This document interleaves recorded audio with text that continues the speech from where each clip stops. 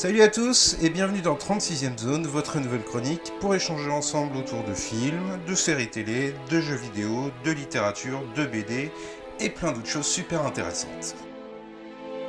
Dans la zone, on parlera de culture, que ce soit d'actualité ou pas, sous forme de critiques pertinentes ou en essayant de trouver des axes de réflexion intéressants, en essayant d'être un petit peu marrant quand on peut. Et pour ce premier numéro, on va se pencher sur MASH de Robert Altman, sorti en 1970, avec Donald Sutherland et Elliot Gould. Mais avant de s'intéresser au film, on va faire un petit point histoire et on va régler la DeLorean sur 1947.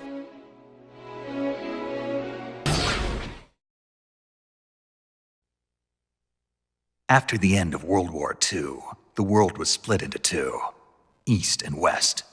This marked the beginning of the era called the Cold War.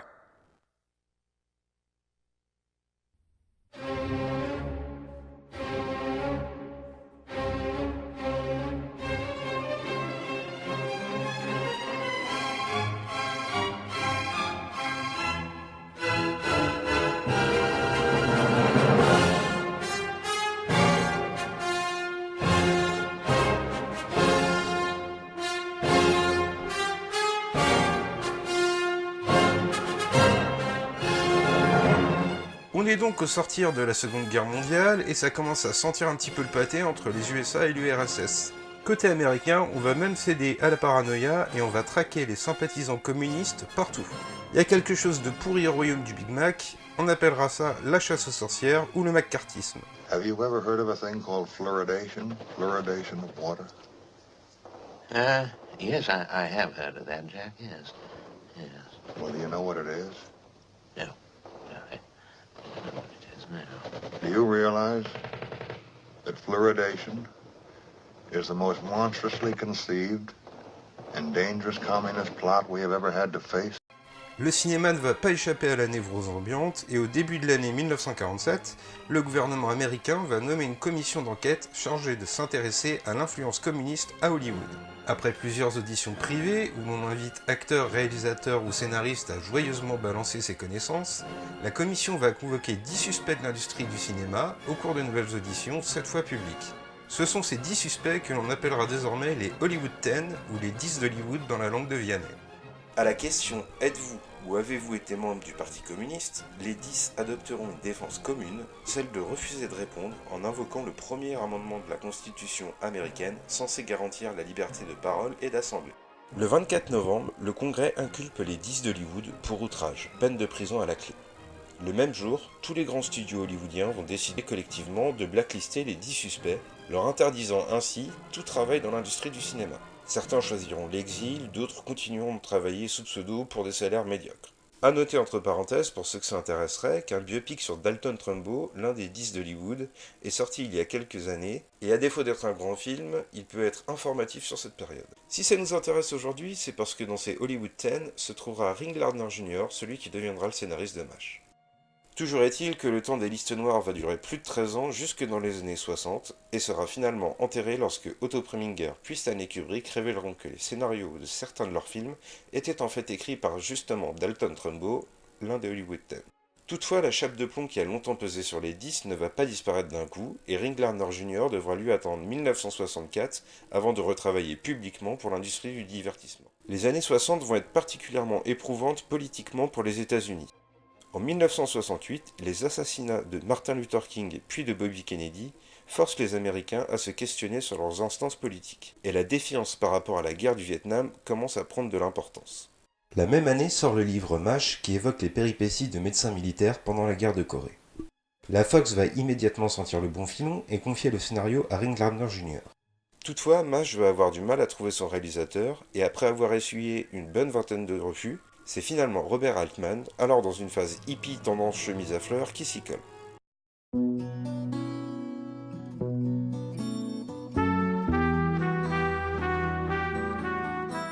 Voilà pour le petit point histoire, on peut maintenant se pencher sur le film. Car si on a pris la peine de restituer l'œuvre dans le temps, c'est parce que MASH est autant l'affirmation d'un auteur que la réponse du cinéma à l'enlisement au Vietnam. MASH est un film qui repousse les limites du politiquement correct de l'époque. Il aspire en permanence à plus de liberté et utilise l'impertinence pour confronter le spectateur. Come off it, Major.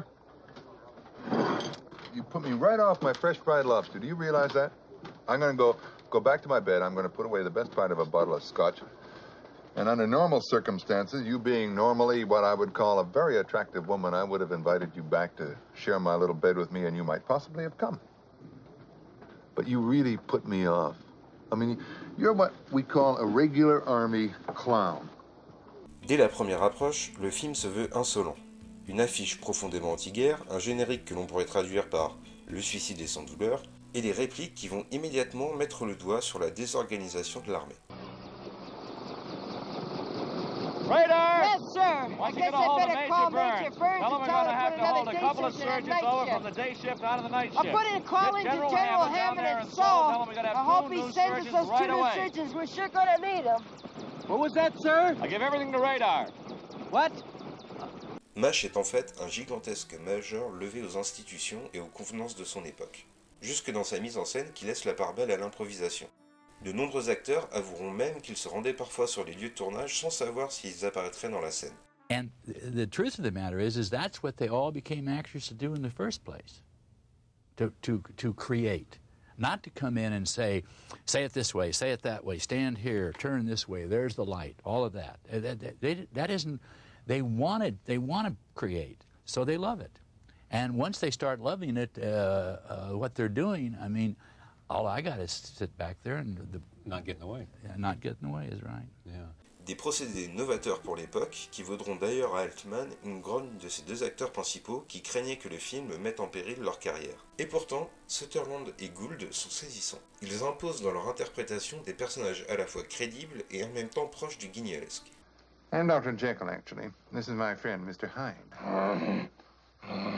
Et c'est bien là le génie de MASH. C'est un film qui a assimilé que l'un des seuls endroits où les joyeux hippies et les mornes rednecks peuvent encore se côtoyer, c'est la salle de cinéma. Il a saisi que le meilleur moyen de les faire réfléchir ensemble à la terrible guerre qui se joue loin de chez eux, c'est encore de les faire rire.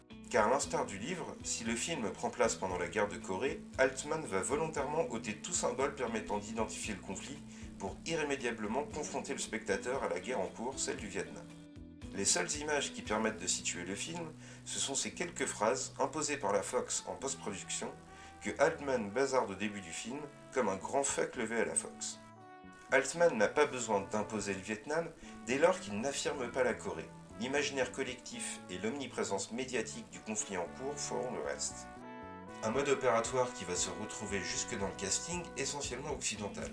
Les rares personnages orientaux ne sont en général que des supports aux blagues les plus cinglantes. MASH critique surtout la vieille armée et ses représentants en clouant au pilori notamment le personnage du génial Robert Duval. Finished work for the day? Yes, why? Good, good. I just wanted to make sure you had time to sleep this off.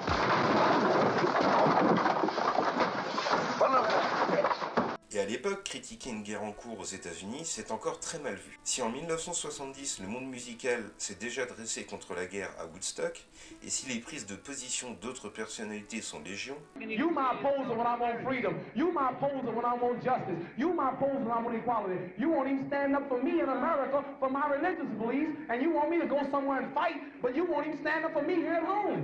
il y a peu de précédents en matière de ciné. Il y a évidemment des films anti-guerre et évidemment aussi des comédies militaires, mais tourner en dérision un conflit actuel est encore un sujet tabou.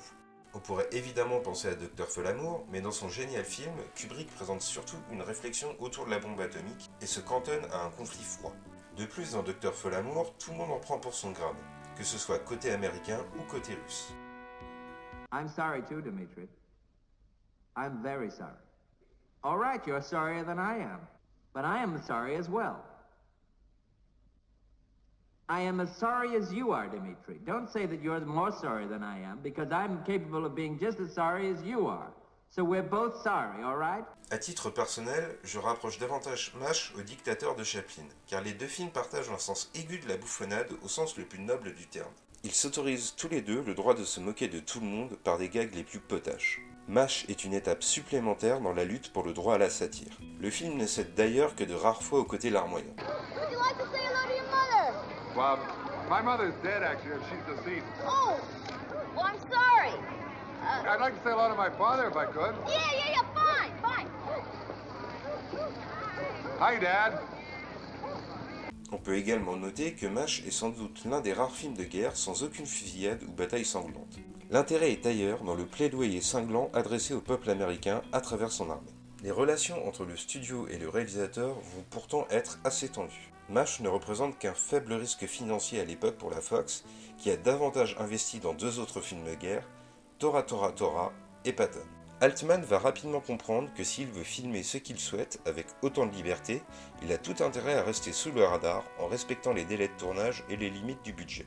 C'est en post-prod que ça va se gâter et la Fox va avoir les fesses qui claquent un peu devant le politiquement incorrect de MASH. Dick Zanuck said, all of this horrible blood and operation scenes have to go. Ainsi que devant les doléances de Ring Lardner Jr., ironie du sort, il obtiendra pourtant un très politique Oscar du meilleur scénario. Altman va donc devoir se battre pour pousser le film jusqu'à une projection test au succès retentissant, et ainsi obtenir gain de cause. Le succès critique d'une part, avec la Palme d'Or, et public d'une autre, allant jusqu'à l'adaptation en série du film, vont finir par consacrer MASH. Alors regarder MASH aujourd'hui, c'est encore se poser l'éternelle question du « peut-on rire de tout ?» Écoutons ce que répondait Desproges à ce sujet, parce que c'est toujours classe de citer Desproges et parce que le bonhomme se trompait assez rarement.